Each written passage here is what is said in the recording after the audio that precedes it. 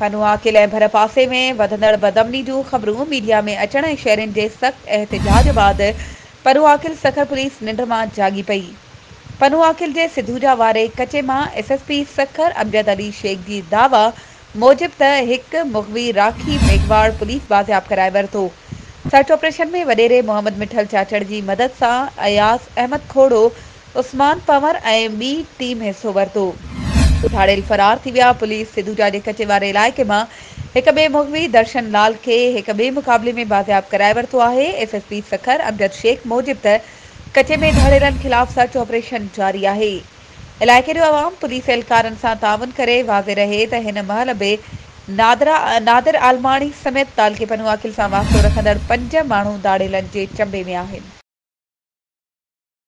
वधीक ख़बरुं ऐं अपडेट्स जे लाइ असांजे चैनल खे सब्सक्राइब कयो ऐं हा, बेल आइकन खे प्रेस करणु न विसारिजो त जीअं असांजी हर नई अचण वारी वीडियो तव्हां ताईं पहुची।